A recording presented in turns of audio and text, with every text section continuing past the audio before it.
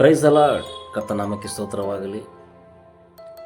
ಯೇಸು ಕ್ರಿಸ್ತನ ಮುದ್ದಾದ ನಾಮದಲ್ಲಿ ನಿಮ್ಮನ್ನು ವಂದಿಸುತ್ತೇನೆ. ಈ ದಿನದ ದೇವರ ವಾಕ್ಯವನ್ನು ಓದೋಣ. ಯೋಹಾನನು ಬರೆದ ಮೊದಲನೇ ಪತ್ರಿಕೆ 2ನೇ ಅಧ್ಯಾಯ 9ನೇ ವಚನವನ್ನು ಓದೋಣ. ಬೆಳಕಿನಲ್ಲಿದ್ದೇನೆಂದು ಹೇಳಿಕೊಂಡು ತನ್ನ ಸಹೋದರನನ್ನು ದ್ವೇಷಿಸುವನು ಈವರೆಗೂ ಕತ್ತಲೆಯಲ್ಲಿದ್ದಾನೆ. ಈ ವಾಕ್ಯ ಕತ್ತಲೆಯಲ್ಲಿದ್ದಾನೆ ಎಂಬುದಾಗಿ ನೋಡುವಾಗ ಯಾವ ರೀತಿ ಕತ್ತಲೆಯಲ್ಲಿದ್ದಾನೆ? ದೇವರ ವಾಕ್ಯ ಹೇಳುತ್ತೆ, ಯೋಹನನ ಬರೆದ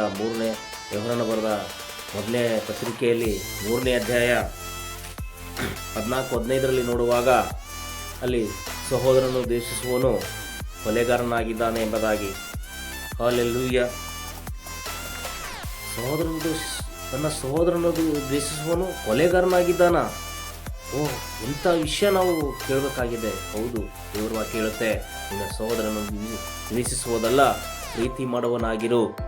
ನೀ ದ್ವೇಷಿಸುವನಾಗಿರುವುದಾದರೆ ಬೆಳಕಿನಿಂದ ಕತ್ತಲೆಗೆ ಹೋಗ್ತೀಯ, ನೀನು ಕೊಲೆಗಾರನಾಗ್ತೀಯ. ಹೌದು, ನೀ ಕೊಲೆಗಾರನಾಗಬಾರದಂದರೆ ನೀನು ಸಹೋದರನನ್ನು ಪ್ರೀತಿ ಮಾಡುವನಾಗಿರು. ಸಹೋದರರಿಗೆ ಹೇಳುವುದಾದರೆ ನಿನ್ನ ಸಹೋದರಿಯನ್ನು ಪ್ರೀತಿ ಮಾಡುವಳಾಗಿರು. ನೀ ದ್ವೇಷಿಸುವವನ ಒಳಗಿದ್ರೆ ನೀ ಕೊಲೆಗಾರನ ಒಳಗಿದೆಯಾ, ಕೊಲೆ ಮಾಡ್ತಾ ಇದೆಯಾ ಎಂಬುದಾಗಿ ದೇವರ ವಾಕ್ಯ ಹೇಳುತ್ತೆ. ಯಾಕಂದರೆ ಯೇಸು ಕ್ರಿಸ್ತನು ಬೆಳಕಾಗಿದ್ದಾನೆ. ನೀ ಬೆಳಕಲ್ಲಿರಬೇಕಾದ್ರೆ ಇವೆಲ್ಲ ಬಿಡಬೇಕಾಗುತ್ತೆ.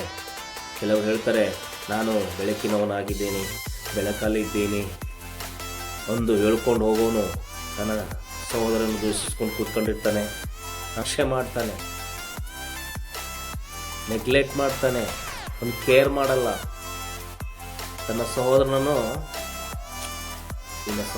ಪ್ರೀತಿ ಮಾಡುವನಾಗಿರು. ನೀವು ಎಷ್ಟೇ ಸಹೋದರನಾಗಿರುವುದಾದರೂ ದ್ವೇಷ ಮಾತ್ರ ಮಾಡಬೇಡ, ಪ್ರೀತಿ ಮಾಡುವನಾಗಿರು. ಹಲ್ಲೆಲೂಯಾ. ಯಾಕಂದರೆ ಇದರಿಂದ ನೀನು ಕೊಲೆಯ ಕಾರಣ ಆಗ್ತೀಯ. ಯೇಸು ಸ್ವಾಮಿ ಬೆಳಕಾಗಿದ್ದಾರೆ. ನಿನ್ನ ಜೀವನದಲ್ಲಿ ಬೆಳಕಾಗಬೇಕಾದ್ರೆ ನಿನ್ನ ಸಹೋದರನನ್ನು ಪ್ರೀತಿ ಮಾಡುವನಾಗಿರು. ಈ ವಾಕ್ಯದಿಂದ ದೇವರು ನಿಮ್ಮನ್ನು ಆಶೀರ್ವಾದ ಮಾಡಲಿ. Thank you. God bless.